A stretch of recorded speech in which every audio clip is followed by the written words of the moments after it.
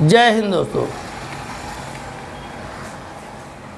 आज हम लोग एक्सरसाइज 10.4 की बात नहीं करेंगे क्योंकि एक्सरसाइज फिनिश हो चुकी है।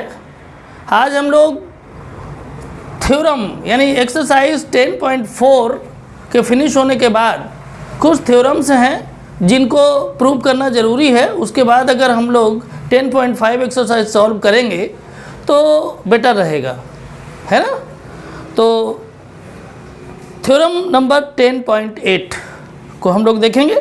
थ्योरम नंबर 10.8 है the angle subtended bye an arc at the centre is double the angle subtended bye it at any point on the remaining part of the circle. ठीक है, तो यहाँ पर आप देख लें,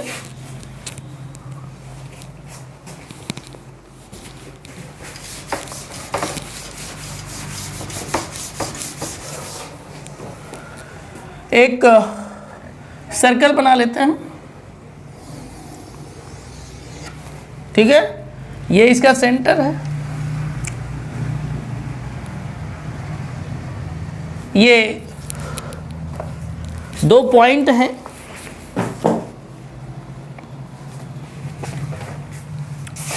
मान लीजिएगा ये B है और ये C है। ये सेंटर है, इसको O कंसीडर कर लीजिए।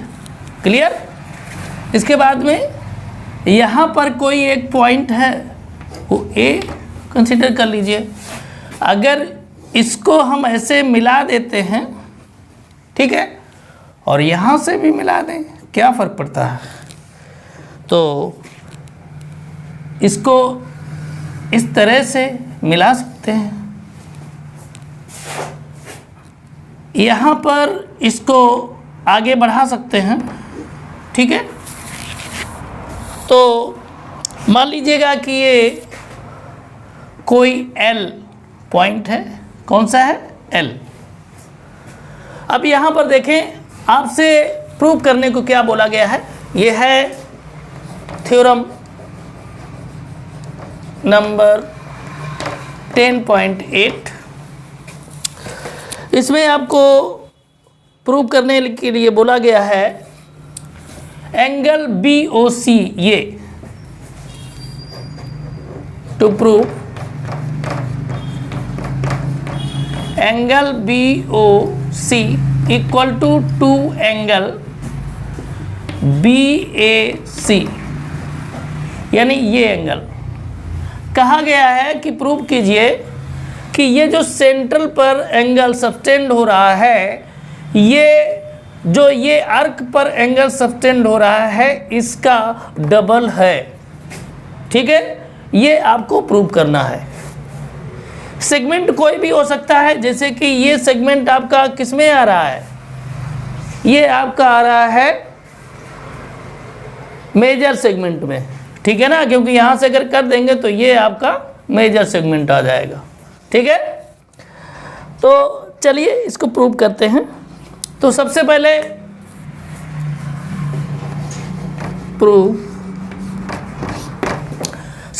अगर हम देखें तो कौन सा ट्रायंगल लेंगे, ABO ट्रायंगल ABO। देखें क्या हो जाएगा, OA equal to OB, OA equal to OB। क्यों ये इक्वल होंगे? ये इसलिए इक्वल होंगे क्योंकि OA और OB ये सेम सर्कल की रेडियाई हैं। यहाँ लिख देंगे रेडियाई ऑफ सेम सर्कल। ठीक है, क्लियर। अब देखिए, आप लोगों ने ये भी पढ़ा है कि इक्वल साइड्स के जो अपोजिट एंगल्स होते हैं वो भी इक्वल होते हैं। तो इक्वल साइड के अपोजिट एंगल यानी OA, अगर हम देखें इसको OA का अपोजिट एंगल कौन सा होगा, ये होगा ना, यानी angle OBA, angle OBA equal to, और OB का कौन होगा, OB का अपोजिट ये होगा, ये वाला। ठीक है, तो ये हो जाएगा एंगल OAB। यहाँ लिखेंगे क्या, रूल्स क्या है, angles opposite to equal sides. Clear. आगे देखते हैं। यहां पर अगर हम देखें तो ये ट्रायंगल जो हमने लिया है ABO, इसका ये एक्सटीरियर एंगल होगा, ये वाला एक्सटीरियर एंगल होगा, यानी एंगल BOL क्या हो जाएगा, angle BOL equal to angle OBA plus angle OAB। ये कैसे हो जाएगा, एक्सटीरियर एंगल क्या लिख देंगे, जो ये एक्सटीरियर एंगल होता है ये अपोजिट जो इंटीरियर एंगल्स होते हैं उनके सम के इक्वल होता है। ठीक है, तो यहाँ पर लिख सकते हैं exterior angle is the sum of exterior angles is the sum of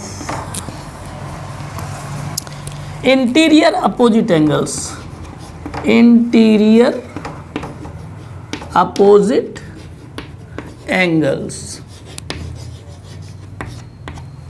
ठीक है, मतलब ये है कि जो एक्सटीरियर एंगल है वो अपोजिट टू इंटीरियर एंगल्स के सम के इक्वल होगा। क्लियर। अब हम अगर यहाँ पर और करना चाहें तो कर सकते हैं। यहाँ पर देखिए OBA angle OBA angle OAB के इक्वल है। ठीक है, तो हम अगर चाहें तो इसकी जगह पर इसको रख सकते हैं, यानी angle BOL equal to angle OAB plus angle OAB, तो ये हो जाएगा 2 angle OAB angle BOL। Clear, इतना हो सकता है। इसको हम कंसीडर कर लेंगे इक्वेशन नंबर फर्स्ट। क्लियर। अब इसी तरह से हम इस साइड में भी इस ट्रायंगल को लेंगे और यही काम करेंगे जो इसके साथ किया था। क्लियर, तो उसको थोड़ा हम जल्दी जल्दी करने की कोशिश करेंगे, है ना। तो इसको साफ कर दें। देखें, आप लोग नोट करना चाहें नोट कर लें, स्क्रीनशॉट लेना चाहें स्क्रीनशॉट ले लें।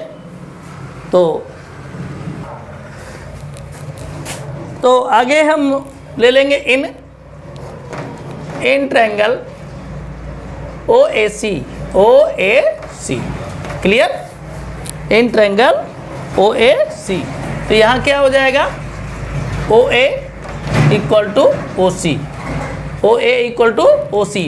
तो OA के अपोजिट एंगल कौन सा है, ये, और OC के अपोजिट एंगल है ये। तो OA के नीचे हम रख देंगे angle OCA, angle OCA equal to angle OAC। ठीक है, यहाँ पर हम क्या लिखेंगे, जो पहले हमने लिखा था वही लिख देंगे। यहाँ लिख देंगे रेडियाई ऑफ सेम सर्कल। ठीक है, और यहाँ क्या लिख देंगे, अपोजिट एंगल्स या एंगल्स अपोजिट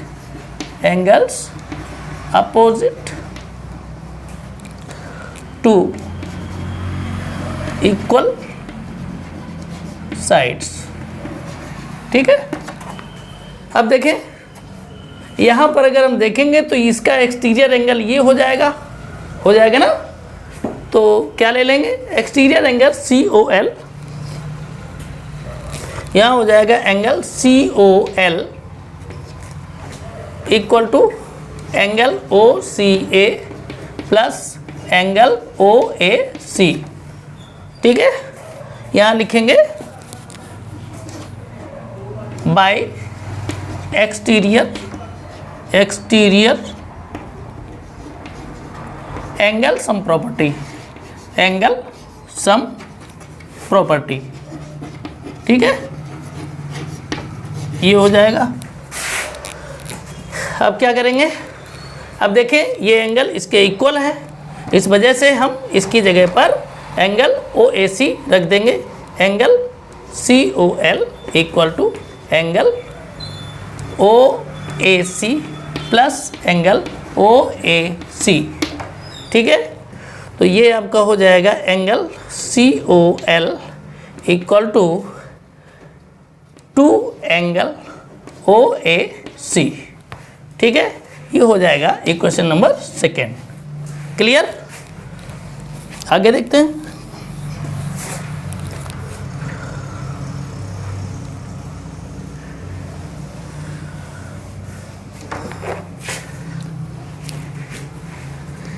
ये आपका एंगल नंबर 1 है, ये 2 है। दोनों एंगल को क्या कर लेते हैं, ऐड कर लेते हैं। ठीक है ना, तो यहाँ पर नोट डाउन आप लोग करना चाहें कर लीजिए, नहीं तो हम इसको साफ करेंगे।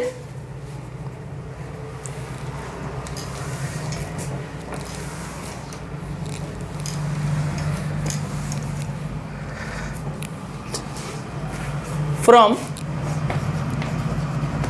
इक्वेशन नंबर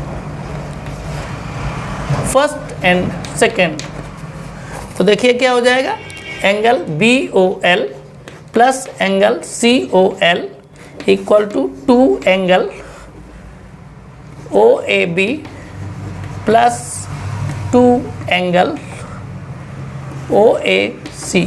क्लियर, कोई दिक्कत नहीं ना। अब देखिए इसको भी हम साफ कर देते हैं, तो क्या हो जाएगा, एंगल BOL और COL, एंगल BOL और COL मिलकर के ही पूरा हो जाएगा, यानी angle BOC equal to 2 in bracket angle OAB plus angle OAC, यानी एंगल OAB, एंगल OAB और एंगल OAC मिलकर के ही पूरा हो जाएगा। ठीक है, तो ये हो जाएगा angle BOC equal to 2 angle BAC। Proved.